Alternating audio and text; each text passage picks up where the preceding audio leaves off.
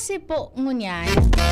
Igwa nga Miss Angel, pero nga duman sa mga eskwelahan na nagsuspender kay klase dahil sa may mga areas digdi sa syudad ka Legazpi. Pasiring dyan sa may parte Candaragaan, wala po nin kuryente. Pero itong sa pampublikong eskwelahan and then pribado, nagkakapira lang suwara nin klase ngunyan. Pero balik na po sa trabaho itong sa mga po digdi mga nasa gobyerno. For sure Kuya June, dakol ngunan ang mga nakasick leave ko no, ta imagine Lunes wala nin laog. May laog. Pag Tuesday wala nin laog. Ta selebrasyon kan Idil Fitr. Tapos Wednesday may laog. Pag Thursday, wala na naman ta albay day. Abaan ang swerte Kuya Jun kan mga estudyante nawa. Pero aram ko, posibleng wala sila nin balon. Maray na pagkauto po sa gabos na nakaantabay sa indang mga harong. Kumusta po? Tabi ka mo? Ano lamang tabi ang sino pinagkakabisihan dyan? Medyo, nga po dyan Kuya Jun sa sa kamerang tigagamit tangon niya.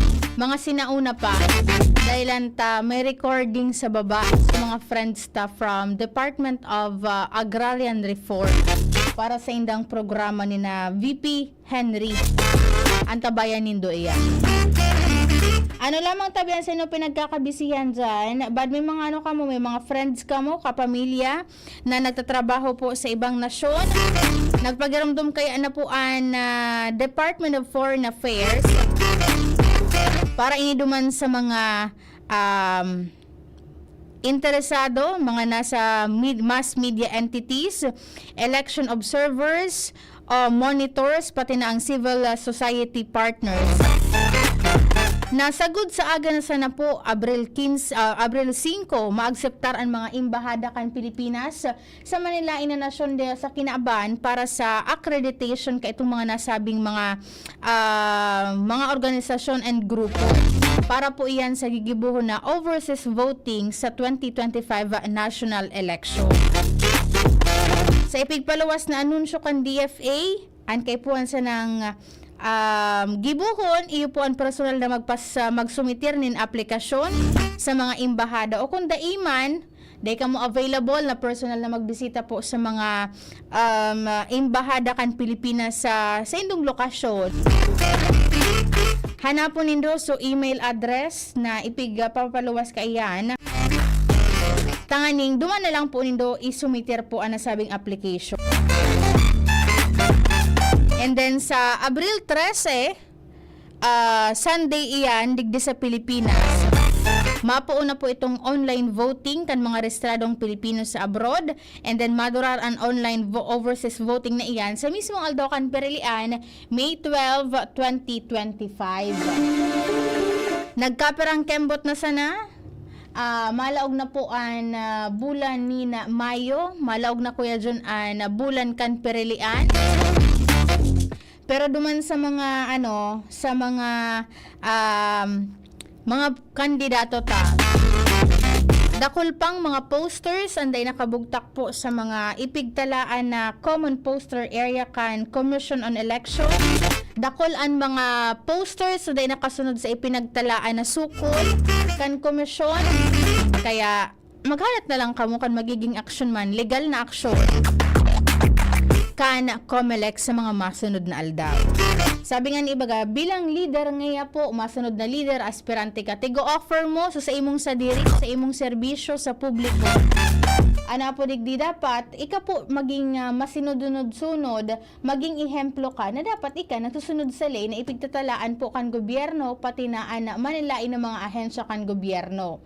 Pag sinabing bawal magbugtak sa siring kaining lugar, magsunod po tabi. Paano ka man magiging marahay na leader kung sa primero pa sana, di mo na kayang sunodon ang mga ipigtatalaan na ley digdi sa tuyang palibot.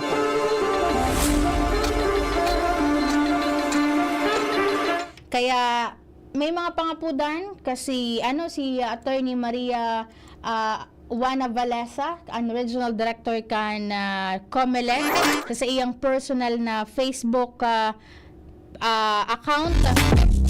May mga post siya duman na tigbabantayan niya Kuya Jun sa mga pagmapasiring sa dyan sa regional center site. Itong sa mga darakulang billboard na voluntaryo nang nagtangka. So, ang problema, tamay nagbalik pa da Kuya Jun, nagbugtak man giraray.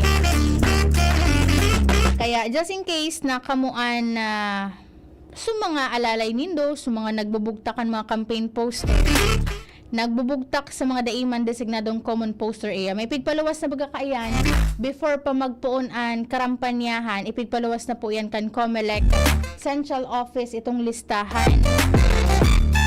Tanganing magiyahan man itong sa mga kandidato na puunan kung saan dapat ninda ibubugtak sana an sa indang mga mga posters, itong sa mga didistribute nindang mga campaign materials, ano ang mga dapat na gibuhon, ano sa mga dapat na wala nga dapat nin itao kasi pwedeng ma-assume yan, ma-presume na vote buying. Maray na pagkauto kay Kapitan Mafe Velasco kan Barangay 33 kan Peñaranda, Legazpi City sa mga maiigos and multi-awarded man na barangay kapitan digdi po sa Legazpi City, kaiban-ibanan iyan ni Cap Glenn Barcelona at Barangay Dapdap. Best na may mga awarding digdi po sa manilain ng mga bakulang kompetisyon, pati na itong sumang ahensya kan gobyerno, mga eskwelahan, and then iba pang mga organisasyon nagrekognisar sa marhay na paggugobyerno, marhay na papamalakad kan sa inang mga barangay.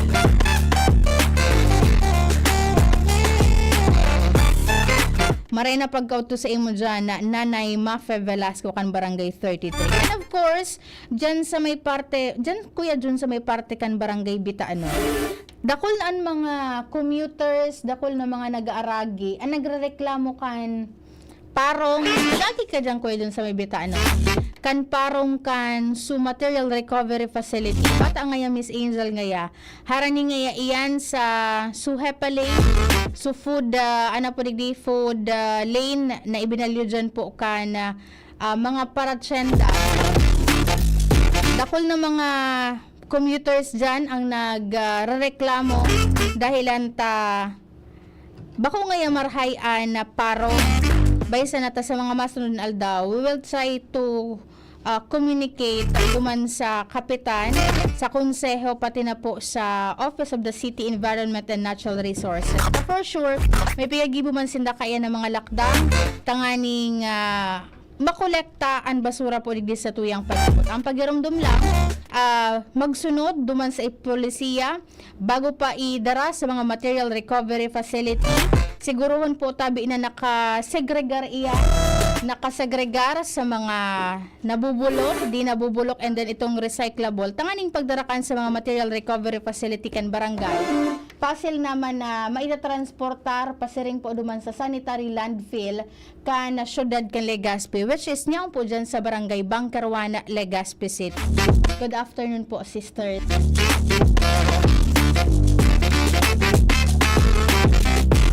Ano po man Kuya Jun, pwede na nga magsura sa reblagan para makapag-prepare man sina sisters para sa masunod na program. Sa mga biyaheros po, ingat-ingat kita ngunya. And magbalo nin halawig na pasensya sa kaning maibitaran po ang mga road rage na posibleng ikapahamak ang mga kaibahan ta po sa tinan. Ingat and sabi nga ni ibaga sisters, magpangaji before maghali. Ang sa kuyang kapartner po sa Lado Technical, si Kuya John Napoles. Sa IT na dyan si John Lloyd Datrick. And then si Jerome Nico Martinez. Kaibahan si Brian, si Dande, and si Shara Maileron sa production. Ako po tabi ang silong nakaibahan. Ako po si Angel Mustaza. Bye-bye. Realize true comfort and relaxation at Doroteo.